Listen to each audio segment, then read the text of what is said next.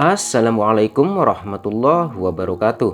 Kembali lagi dengan saya Roni di Berpacu dalam Misteri. Gimana kabar kalian?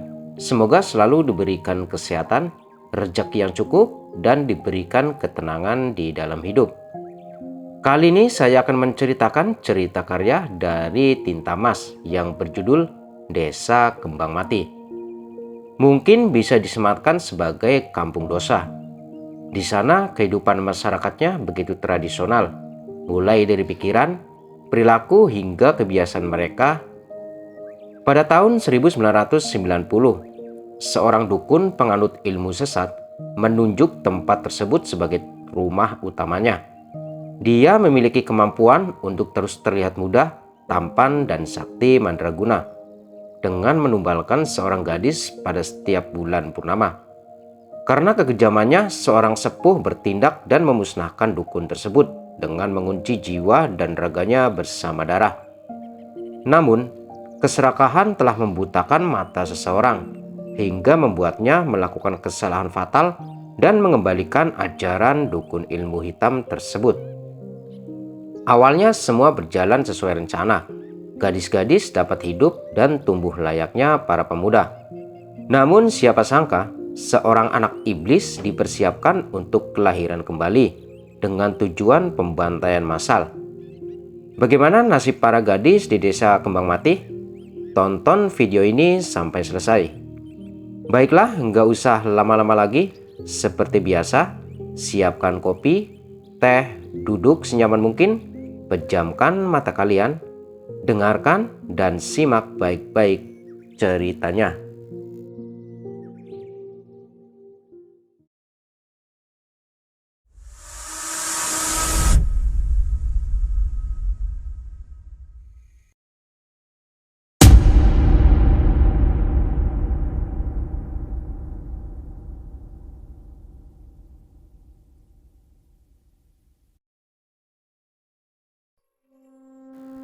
Desa Kembang Mati, tahun 1990.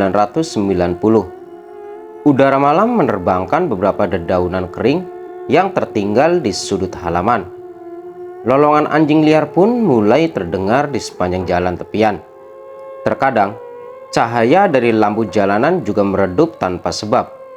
Seakan tak ingin dunia melihat sosok klasik nan mengerikan yang hendak melintasi hamparan. Mencekam, namanya saja sudah membuat orang-orang di sekeliling kampung tersebut bergidik ngeri. Namun daya tarik di dalamnya tak dapat ditepis begitu saja. Entah mengapa, anak gadis yang tersisa di desa ini memiliki paras nan elok serta tubuh molek yang menggiurkan. Rasanya sangat sulit bagi orang-orang untuk menghindar dan menutup mata akan pesonanya. Bukan hanya kecantikan manusiawi, alamnya juga menawarkan beberapa pemandangan mengagumkan. Terutama air terjun dengan ketinggian kurang lebih 50 meter yang dikelilingi dengan pepohonan rindang dan memanjakan pandangan.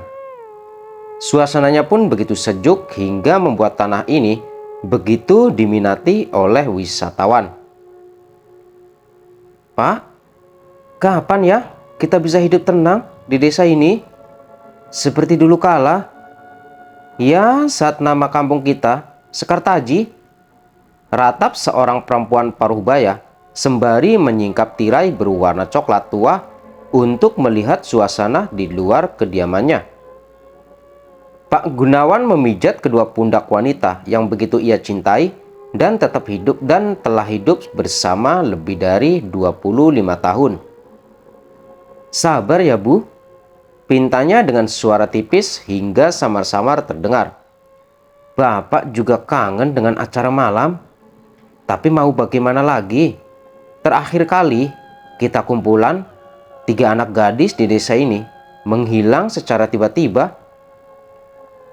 Itu juga yang Ibu cemaskan, Pak. Anak kita, Laras, hampir menginjak usia dewasa.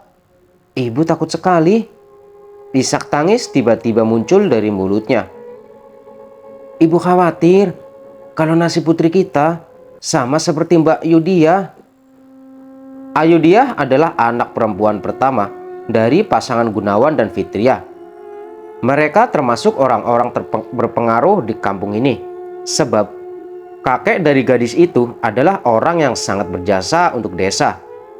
Tak tanggung-tanggung, beliau rela menghabiskan lebih dari separuh hartanya untuk membangun tempat tersebut agar memiliki penerangan yang cukup.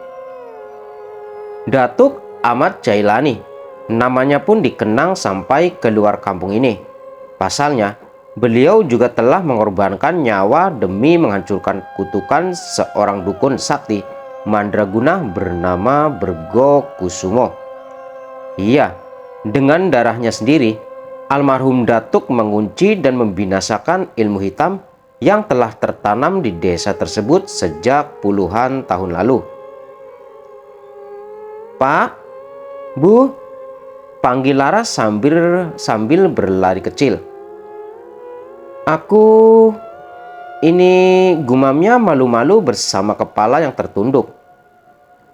Dengan cepat Bu Fitria menyeka bulir-bulir air mata yang sempat keluar begitu saja tatkala mengenang putri pertamanya. "Ada apa ini? Kok wajahnya sampai merah begitu?" tanyanya penuh perhatian bersama suara lembut dan membuai. "Bu, begini," kata Laras tampak sulit mengutarakan apa yang terjadi pada dirinya saat ini. Gumamnya sembari menatap ke arah Pak Gunawan yang juga terus memperhatikan dirinya karena khawatir. Ibu menoleh ke arah yang sama dengan putrinya. Rupanya, beliau mampu memahami arti tatapan itu, lalu dengan cepat memegang jari jemari Laras untuk diajak ke dalam kamar. "Sekarang kita hanya berdua saja. Katakan pada ibu, ada apa, Nak?" "Ini, Bu." Laras memutar tubuhnya untuk memperlihatkan bercak darah pada rok panjang berwarna hijau yang ia kenakan sebagai tanda kedewasaan. "Oh," seloroh wanita paruh baya itu sambil tersenyum. "Ibu bantu ya, Nak. Ayo." Ajaknya menuju ke kamar utama untuk mengambil pembalut, kemudian mengajarkan Laras tentang cara memakai serta membersihkannya. Laras bergumam penuh rahasia, sepertinya ada yang mengganjal di dalam hatinya. "Jangan lupa untuk rajin menggantinya ya. Kemudian saat dibersihkan harus diperas supaya benar-benar bersih," saran ibu sambil memilih rambut putrinya yang panjang. "Bu," panggil Laras terdengar lirih. "Ada apa?" Laras kesulitan menelan air liurnya. "Apa benar kalau Laras beranjak dewasa itu artinya dekat dengan kematian?" tanyanya lugu. "Laras dengar dari Bu Deswita, Bu. Katanya..." Belum selesai gadis ini berbicara, suara teriakan histeris terdengar berulang di halaman depan rumah mereka. Tak lama, irama kentongan berbunyi nyaring dan saling bersahutan. Ketukan ini terus memenuhi rongga telinga Laras dan ibunya. Mereka pun segera berlari ke arah luar untuk mengetahui keadaan genting seperti apa yang terjadi di sana. "Bapak-bapak, ibu-ibu, tenang," pinta Pak Gunawan yang sudah berdiri di muka pintu, sembari memperhatikan sekelompok masyarakat yang telah berkumpul di hadapannya. "Ada apa ini? Coba bicara yang jelas dan satu-satu," titahnya sambil terus mengamati. "Itu, Pak, keponakan saya, Ibu Mirna, menghilang. Padahal cuma pergi ke jamban katanya." "Jamban mana? Bukannya sudah dibilang kalau kamar mandi harus berada di dalam rumah dan tidak ada seorang pun yang boleh keluar di malam hari?" Pak Gunawan kembali mengingatkan dengan suara yang tegas. "Maaf, Pak. Mohon maaf," pinta Bu Mirna sembari menyatukan kedua tangan di depan dada. "Cynthia baru saja datang dari kota, jadi gak ngerti Sekarang bagaimana? Tanyanya sambil meneteskan air mata dengan suara yang terdengar bergetar. Gak ada jalan lain, kita harus mencarinya. Pak Gunawan kembali ke dalam rumah untuk mengambil sebuah keris peninggalan kakeknya. Lalu melangkah bersama yang lain demi mencari keberadaan gadis berusia 16 tahun tersebut. Pak, panggil Bu Fitriah dan wajahnya tampak cemas. Kamu di dalam aja, Bu. Jangan membuka pintu untuk siapapun. Bapak akan segera kembali. Pesan pria berusia 43 tahun itu lalu melanjutkan langkahnya. Dan kalian juga, para wanita, harus segera pulang ke rumah masing-masing. Lalu kunci. Iya, Pak Gunawan. Tapi Ibu Mirna tampaknya ingin ikut di dalam pencarian ini. Pak Gunawan menatap tajam. Biar kami yang mencari. Kamu harus percaya. Iya, Kang. Baiklah. Bu Mirna menuruti keinginan Pak Gunawan tanpa banyak perlawanan. Bu, tutur Laras penuh ketakutan. Apa setan itu kembali lagi, Bu? Seusai kalimat itu muncul, angin pun terasa membius keheningan, hingga membuat dua perempuan ini hampir mati ketakutan. Merasa ada yang datang dan ingin merenggut putrinya, ibu menarik tangan Laras agar segera masuk ke dalam rumah, lalu mengunci pintunya. Sekitar pukul 11 malam, suara rintihan terdengar di sisi hutan bagian dalam, disusul dengan jeritan kesakitan yang tidak diketahui asalnya. Tetapi salah seseorang warga menerka bahwa tempat itu berasal dari sekitaran air terjun Manangsang, nama tempat angker yang diyakini sebagai rumah pedukuhan iblis dan ilmu sesat. Kampung iblis? Desis salah seorang warga dan sekujur tubuhnya langsung menggigil akibat ketakutan. Tapi tempat itu kan sudah lama kosong. Mana mungkin dari sana asalnya? Kata penduduk lain sambil mengusap kedua lengannya secara bergantian dan memperhatikan lingkungan nan kelam. Kalau memang ini ada hubungannya dengan iblis, bisa jadi, timpal Pak Gunawan sembari memutar arah obor untuk menerangi jalan. Semak belukar mengacaukan pandangan. Gulita pun menambahkan kepekatannya. Namun, hati pria yang memimpin kelompok ini masih kuat tertuju pada lokasi mistis dan terkenal angker tersebut. Tanpa ragu, beliau melanjutkan perjalanan meskipun merasakan banyak hal gangguan goib dan mengacaukan konsentrasinya. Setelah menempuh perjalanan cukup jauh, Pak Gunawan dan kelompoknya tiba di sisi hutan rindang yang telah terbebas dari belukar. Suasana ini cukup menenangkan bagi semua orang, walaupun bukan berarti mereka akan terbebas dari mara bahaya. Tolong! Suara misterius terdengar dari sisi kiri dan serasa mencabik-cabik hati, lirih bahkan lebih seperti tengah terkena irisan benda tajam dan menyiksa di sepanjang tarikan napas sosok asing tersebut. Di sana, tunjuk salah satu pria dewasa ke arah sumber suara. Tapi itu bukan suaranya, sahut pamannya Cynthia meyakinkan semua orang. Jangan terpengaruh, kata Pak Gunawan yang memiliki kepekaan lebih dalam daripada laki-laki dewasa lainnya. Terus melangkah bersamaku. Apa mungkin ini ulah Pak Kumar? Pamannya Cynthia mulai menerka. Shh, jangan mengada-ngada kamu. Dia kan sudah binasa. Salah satu tokoh masyarakat lainnya menimpali.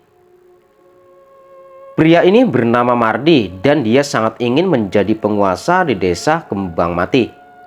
Namun sayangnya, penduduk lebih memilih Pak Gunawan karena mengingat jasa keluarga besarnya.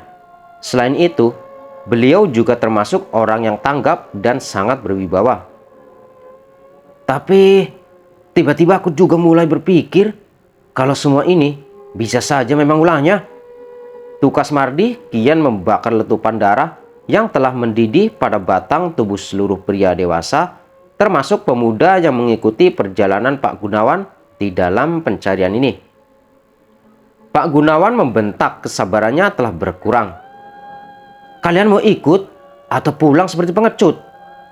tanyanya dengan nada suara yang terdengar paling kuat dibandingkan ritme protes dari mulut pria lainnya. "Bagaimana kalau ini terjadi pada anak ataupun keluarga kalian? Aku tidak akan membantu." Semua orang terdiam. Mereka saling pandang dan akhirnya menuruti arahan dari Pak Gunawan untuk menerobos malam serta hutan secara bersamaan. Setelah menyisir jalanan sekitar 40 menit dengan waspada, semuanya dapat mendengar suatu air terjun yang deras dan saling menyahut. Situasi menjadi sangat tidak enak dan hampir dari semua orang merasa kedinginan.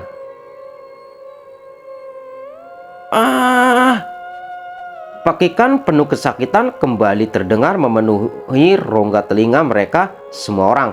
Kali ini suaranya cukup dekat. "Ayo cepat!" ajak Pak Gunawan yang langsung berlari ke arah air terjun tersebut. Tiba-tiba sebuah tubuh muda terjatuh dari atas pepohonan rindang dan tergeletak di atas rumput basah. Diduga gadis itu adalah orang yang mereka cari sejak tadi, mengingat dari model busana yang dikenakan khas gadis perkotaan. "Balik badannya, lihat wajahnya, benar gak itu?" tanya salah satu warga sambil mengatur nafas yang sudah terengah-engah. Entah kepada siapa ia memerintah, sebab dirinya bukanlah pemimpin di dalam kelompok ini. Pak Gunawan mengalah, mengambil posisi jongkok dan melakukannya dengan sopan. Ketika matanya melihat bentuk mayat tersebut, air mata langsung menggenang. Yang sangat mengejutkan lagi adalah pola serangan kematian pada gadis ini persis sama dengan kejadian 5 bulan yang lalu, di mana dadanya berlubang dan jantungnya menghilang. "Astaga!" timpal yang lainnya sambil mengalihkan pandangan karena merasa jijik sekaligus ngeri. "Kenapa bisa terjadi lagi? Bukannya semua sudah selesai?" tanya Pak Mardi sambil membuang wajahnya. "Berarti benar apa yang kakekku katakan sebelumnya, bahwa yang dilakukan Abah Jailani hanya akan membangkitkan kemarahan iblis penguasa dan membuatnya mengambil seluruh anak gadis yang masih tersisa di kampung ini. Kamu harus bertanggung jawab, Gunawan," cercanya sambil terus menunjuk ke wajah laki-laki yang masih berada pada posisi duduk dan memegang tangan gadis malang tersebut. Suara bisik-bisik nan riuh terdengar saling bersahutan. Tampaknya orang-orang mulai memecah barisan sesuai dengan pendapat yang dianut.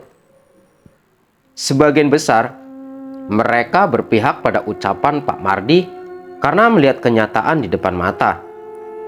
Tetapi masih ada juga orang-orang tertentu dan percaya bahwa semua yang terjadi tak ada hubungannya dengan iblis penguasa. "Ya Tuhan, Cynthia!" rata Pak Kumar dengan suara yang bergetar. "Bagaimana ini? Kenapa jadi begini?" sesalnya. "Kita sudah berusaha melakukan yang terbaik, tapi pantangan tetap saja pantangan dan larangan akan terus menjadi larangan," kata Pak Gunawan demi menyabar dan menenangkan semua orang. "Sebaiknya kita bawa Cynthia dari sini dan mengurus jenazahnya secara layak.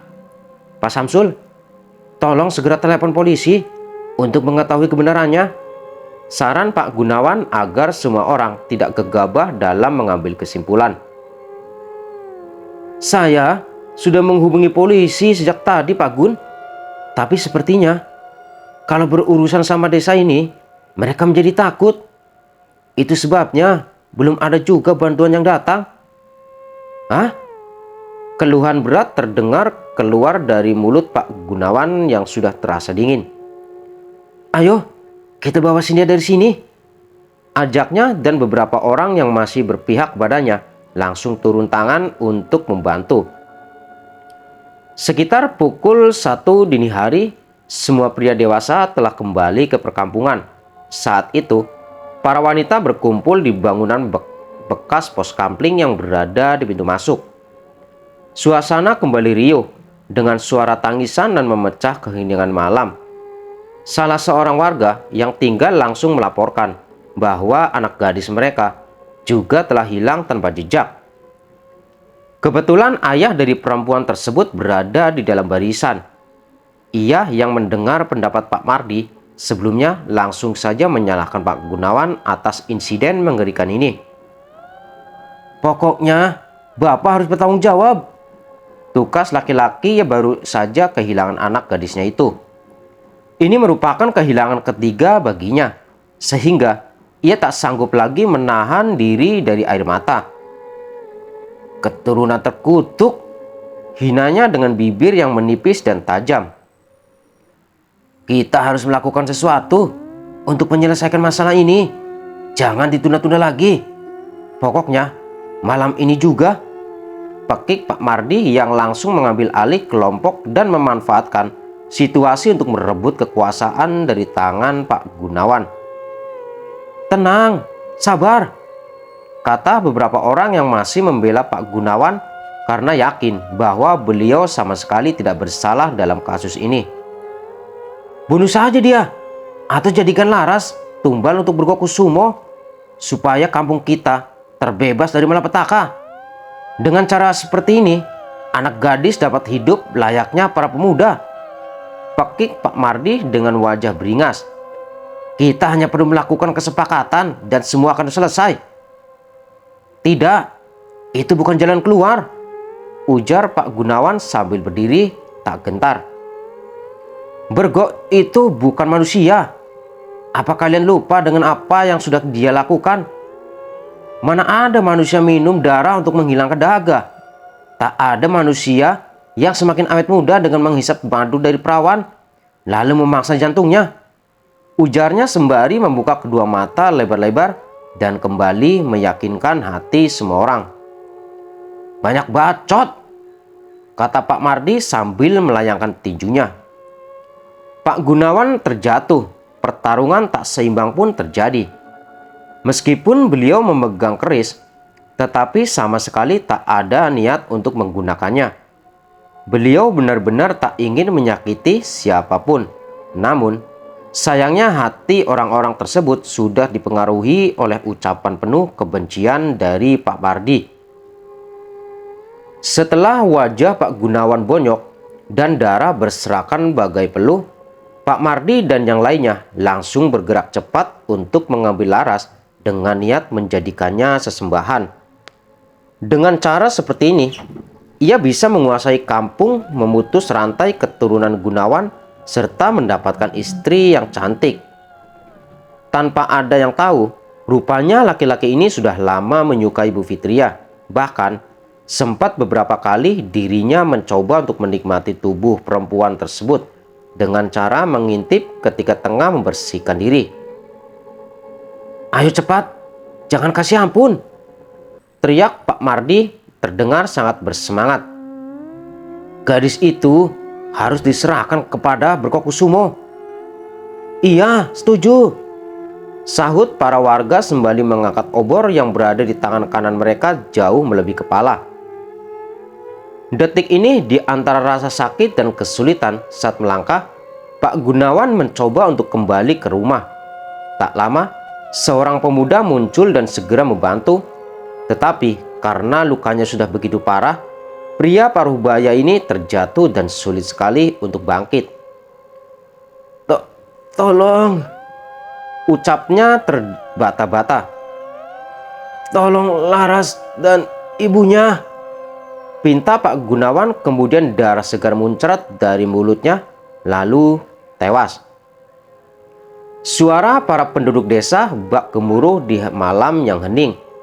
Hal ini mengundang perhatian dari Laras dan ibunya.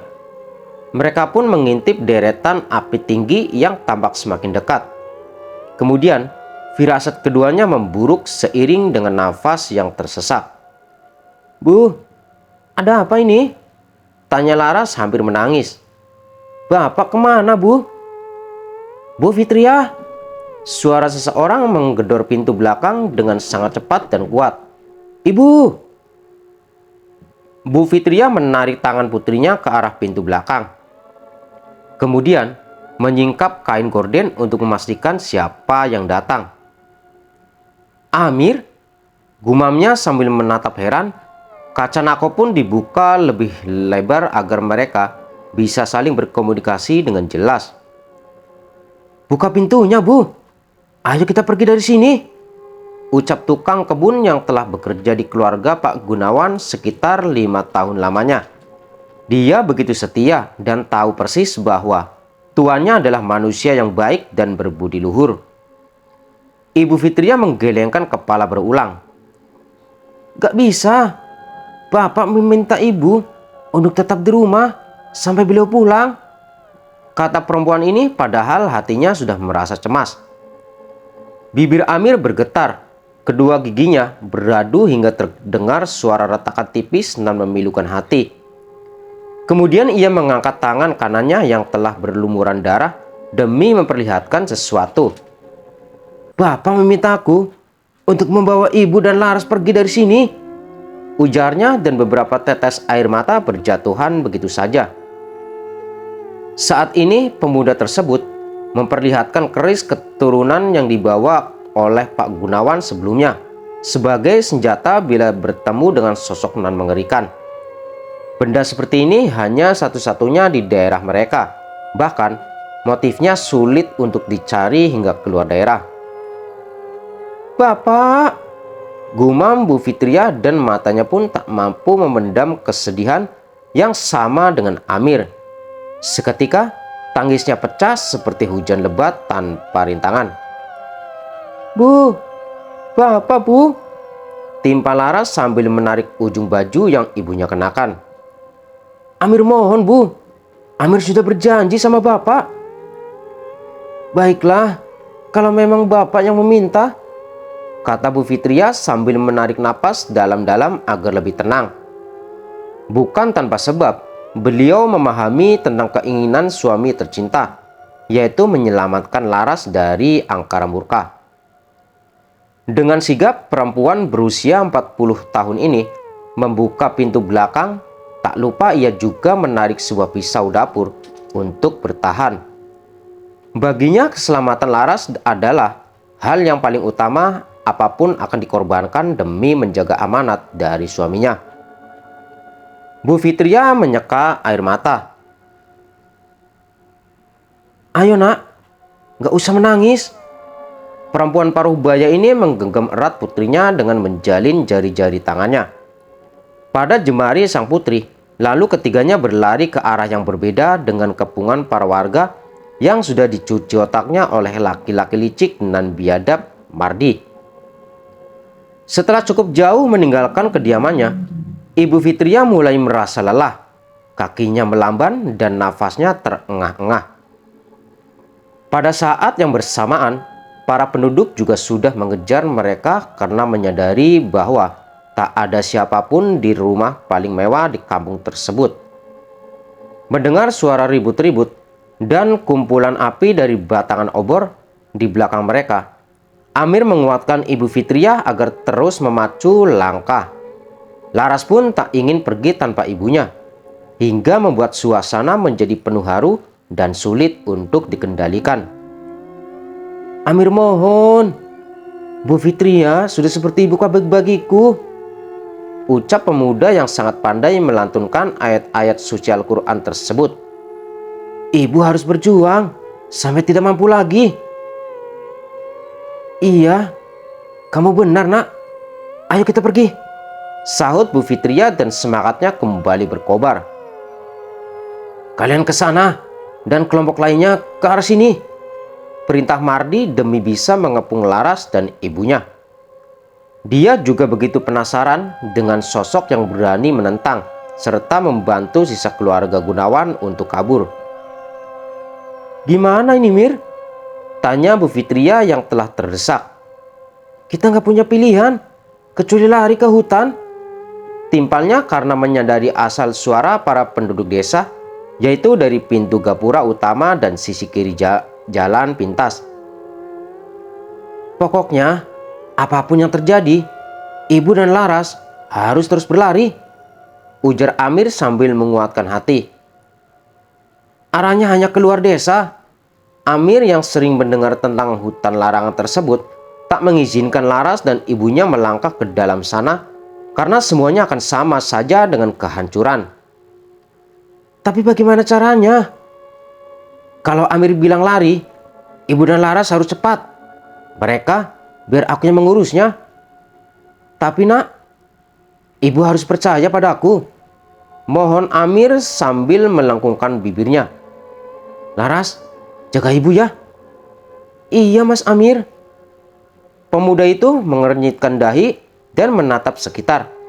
Setelah yakin dengan temponya, ia langsung melakukan sesuatu seraya memberikan aba-aba. Sekarang Bu.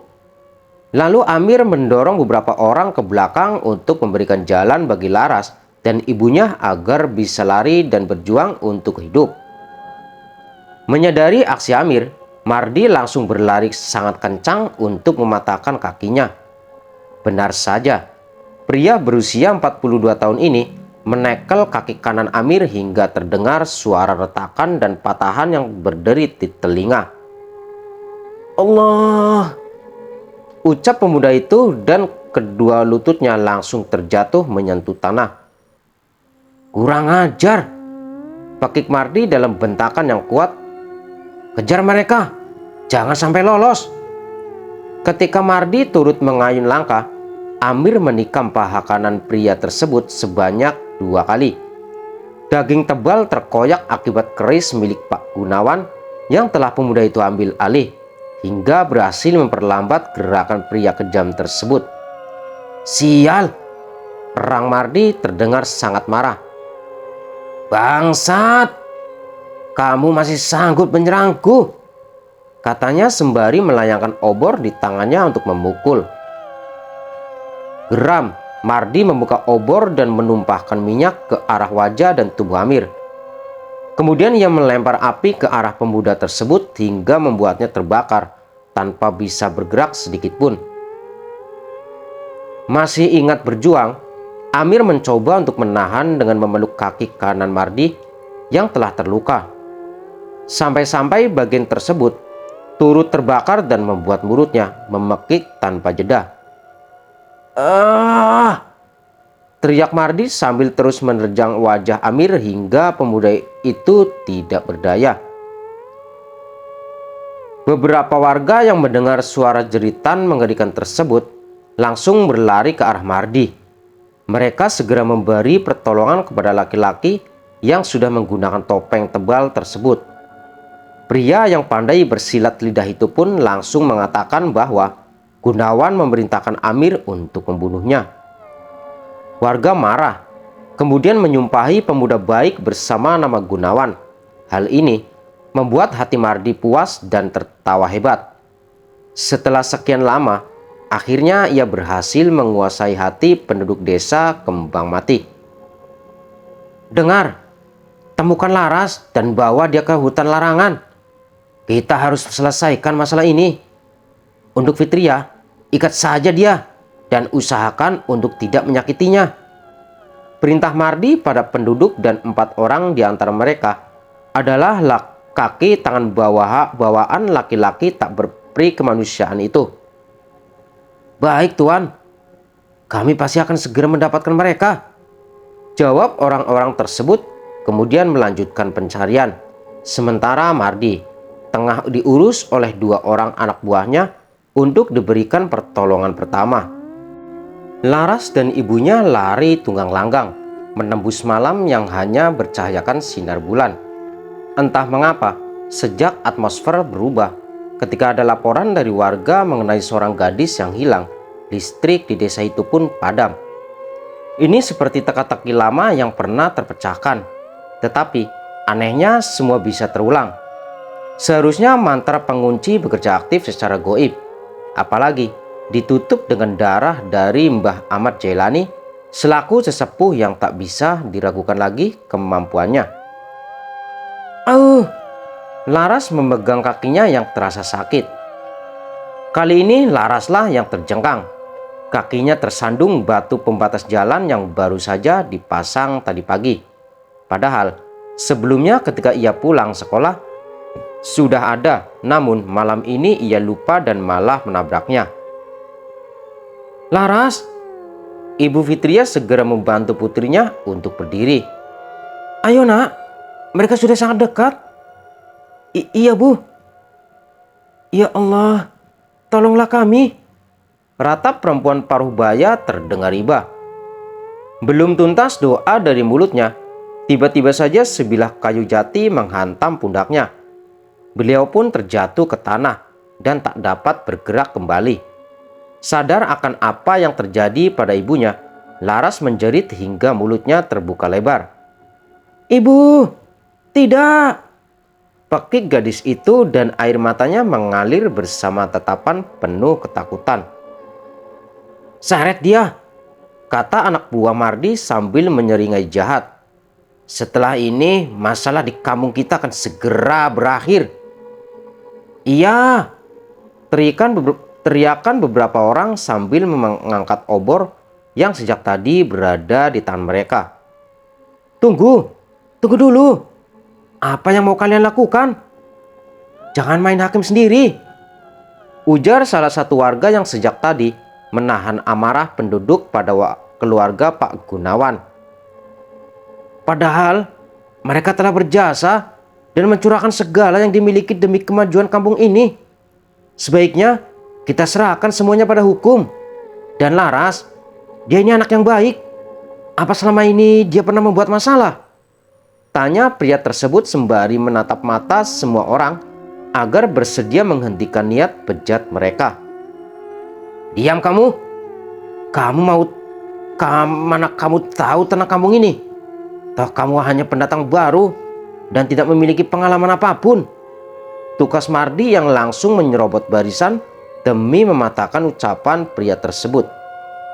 Pak, aku tahu kamu itu termasuk senior di kampung ini. Tapi coba pikirkan lagi. Mana mungkin gadis lembut seperti Laras menjadi sumber malapetaka?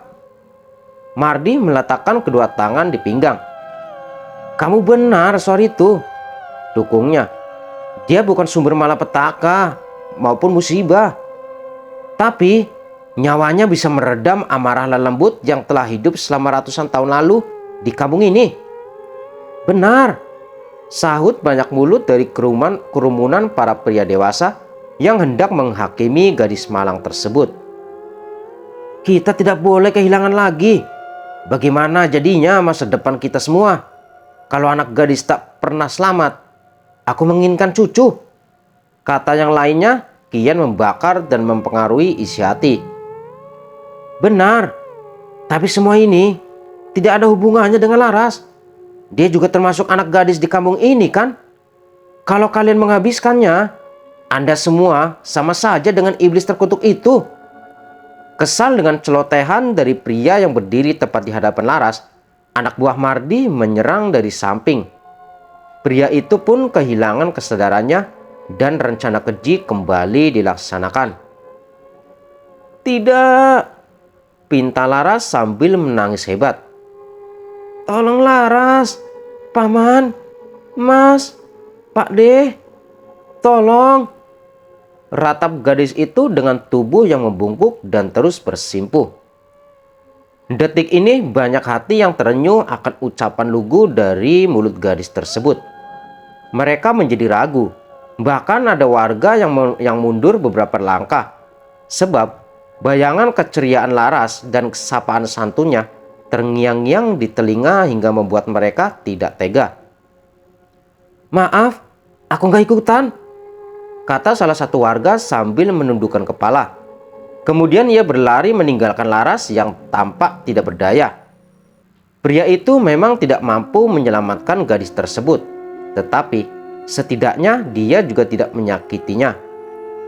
Tak lama beberapa orang mengikuti jejak pria sebelumnya yang meninggalkan tempat di mana Laras dan ibunya ditemukan. Melihat reaksi tersebut, Mardi sangat marah dan khawatir akan kegagalan dari rencananya. Ia pun memberi kode kepada anak buahnya untuk menggendong Laras secara paksa agar bisa dibawa ke hutan larangan. Laras melakukan perlawanan, Ia menggigit telinga lelaki yang menggendong tubuh di pundak. Tak terima, pria badan besar tersebut membanting tubuh mungil Laras hingga darah keluar dari lubang hidungnya.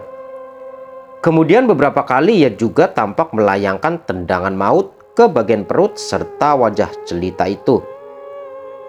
Laras meringkuk seorang diri bersama tubuh yang sudah bergetar hebat, mulai dari ujung kaki hingga kepala. Jangankan untuk kembali melakukan perlawanan, berbicara saja dia sudah kesulitan. Hanya tatapan penuh kesedihan bersama harapan yang terus digantungkan. Namun sayang, mata hati warga di desa Kebang Mati ini telah ditutup oleh fitnah. Waktu hampir subuh, Mardi berteriak seperti orang kesurupan. Ia memanggil semua yang ada, sembari membaca mantra.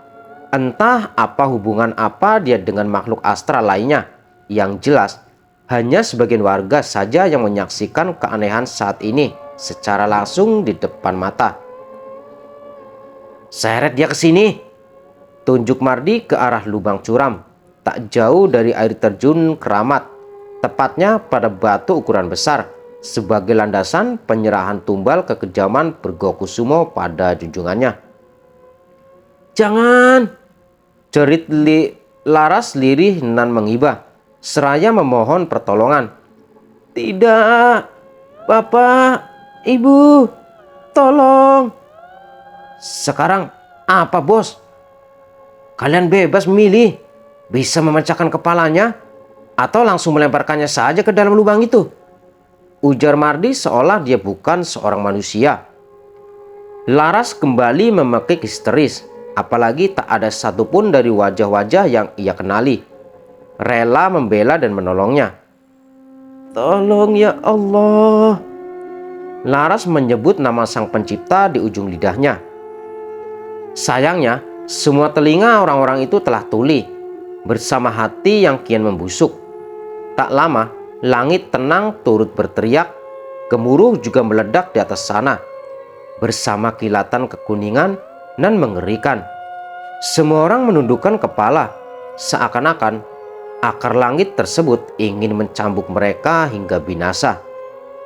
"Sial, apa-apaan ini?"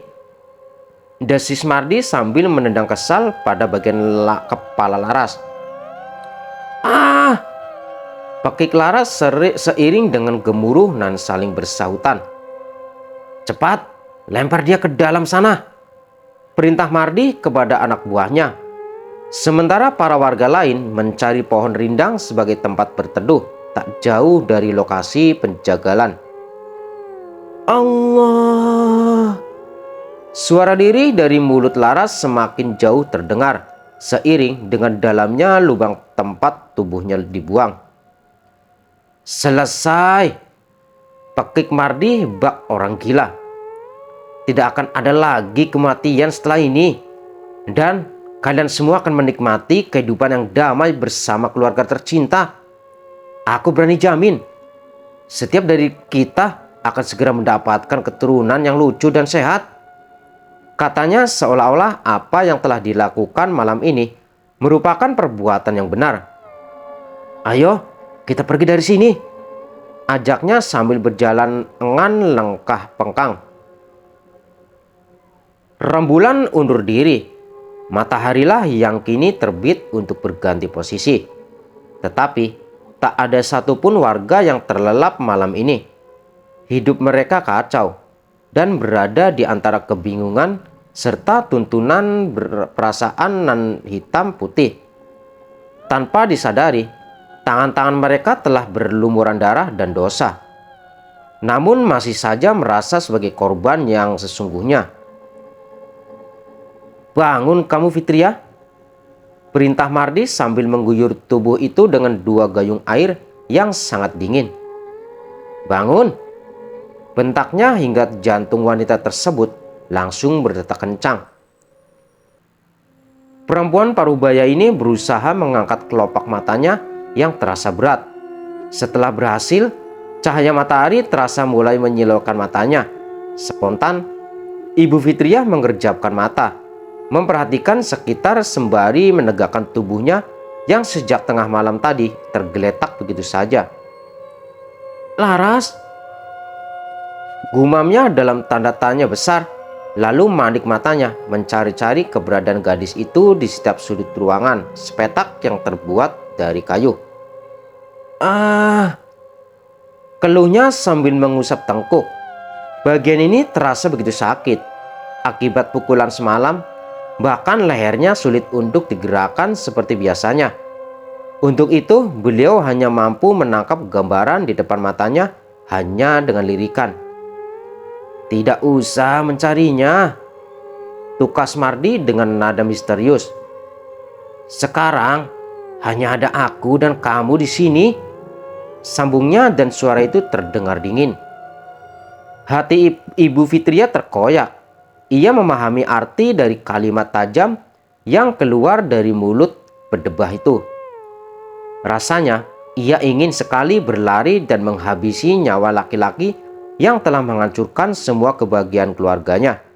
Namun, apa daya, sekujur tubuhnya sama sekali tidak bertenaga. Ibu Fitria memaksakan diri untuk mendongak. "Kenapa?" tanya perempuan paruh baya itu bersama nada yang dingin. "Apa kurangnya suamiku padamu? Bahkan Gunawan sudah mengangkatmu dari sampah." "Diam! Aku tidak sudi mendengar ucapan dari mulutmu itu." Mardi membuka kedua matanya lebar-lebar. "Jangan lagi mengingatkan aku tentang dia." "Kenapa? Apa ada yang salah dengan perkataanku? Atau kamu tiba-tiba lupa dari mana asalmu?" tanya perempuan ini tanpa jeda. "Aku kira kamu adalah saudara. Rupanya iblis berwujud manusia," ucapnya yang sudah sangat geram. "Sejak dulu aku sudah sangat menyukaimu," ungkap laki-laki licik tersebut sambil meletakkan kedua tangan di belakang pinggang. "Tapi kamu tak pernah menoleh ke arahku. Sekarang dia sudah mampus. Kamu tidak akan bisa lagi menolakku." Mardi menarik sisi kiri bibirnya menuju ke belakang kepala, disusul dengan tawa sinis yang menyakitkan hati. "Rupanya hatiku benar. Kamu tidak pantas mendapatkan cinta dariku," jawab perempuan tersebut sambil menegangkan rahangnya. "Tapi sayangnya suamiku yang baik hati malah memberi makan pada sumber penyakit seperti kamu." Ibu Fitria terus saja berkata kasar. Dia sudah tidak takut pada kematian. Perlahan Mardi mendekati Ibu Fitria. Bahkan jarak keduanya seperti sepasang pria dan wanita yang sedang saling jatuh cinta. "Aku akan membuatmu menyesal karena sudah mengatakan hal semacam ini padaku," bisiknya dengan suara yang manja tetapi terdengar begitu menjijikan. "Ingat Fitria, kamu akan jatuh ke dalam pelukanku atas keinginanmu sendiri." Ibu Fitria meruncingkan mulut kemudian melempar air liur kental ke wajah Mardi. "Cuy, sampai kapanpun aku tak akan pernah sudi disentuh oleh laki-laki pengecut seperti dirimu." Tamparan kuat mendarat di pipi kanan perempuan yang sudah kehilangan banyak hal di dalam hidupnya dalam waktu semalam. Beliau pun terlihat keras, bahkan tidak lagi menangis, seolah sungai air mata telah kering diserap penderitaan. "Bunuh saja aku," serga perempuan itu sambil menipiskan bibirnya. Tak lama, bola matanya dipenuhi dengan kebencian yang menggusur rasa takut. "Tidak akan," rang Mardi penuh percaya diri sembari mengusap air ludah yang telah mengotori wajahnya.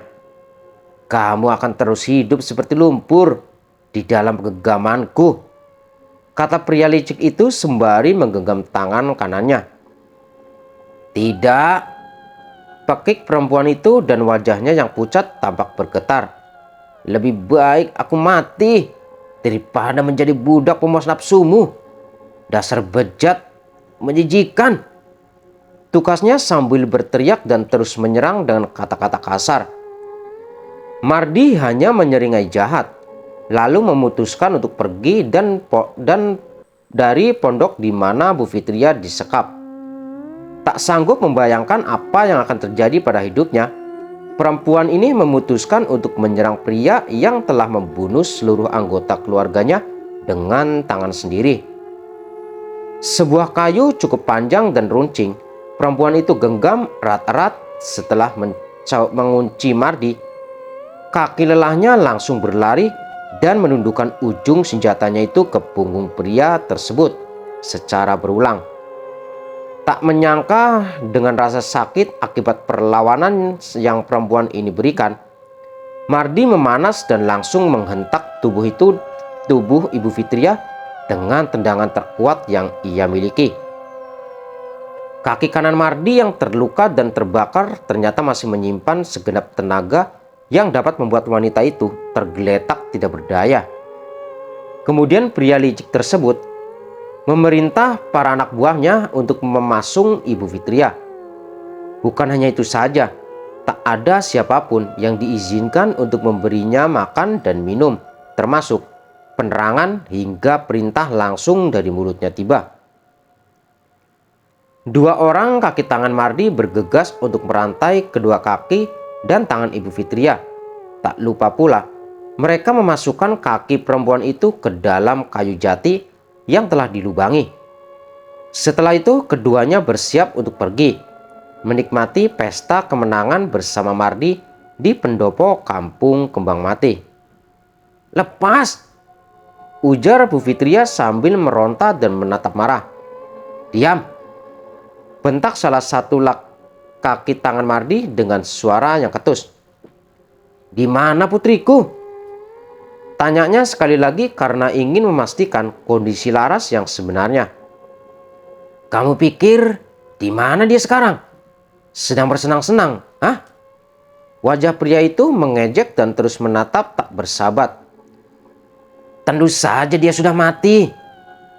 Tawa mencuat dari mulut pria lainnya dan itu membuat Ibu Fitria menangis. "Tidak mungkin," gumamnya yang langsung terduduk lemas. "Tenang saja, tidak ada satupun yang mengetahui nasibnya di dalam sana. Mungkin dia malah masih hidup dan mati ketakutan dengan sendirinya." Keduanya berdiri setelah puas menertawakan penderitaan perempuan yang sebelumnya sangat disegani di desa tersebut. Bu Fitria menantang mata kedua pria kejam itu secara bergiliran, kemudian mencoba menyelami apa yang telah terjadi kepada anak gadisnya. "Apa maksud kalian?" Saat ini tak ada satupun dari mereka yang bersedia menjawab pertanyaan Ibu Fitria. Hanya wajah penuh kepuasan dan tawa mengejek nan tampak terus mencuat dari raut manusia-manusia keji. Lalu keduanya saling memegang pundak dan berbalik arah, kemudian meninggalkan perempuan tersebut dengan penuh tanda tanya. Benar saja, ternyata sesuatu yang lebih mengerikan dibanding dengan kematian telah terjadi kepada Laras. Pasca dicampakkan ke dalam lubang tak jauh dari tempat penumbalan, gadis itu masih bernyawa. Hanya saja bagian perut, kaki, dan kepala telah terluka berat hingga membuatnya tak mampu bergerak.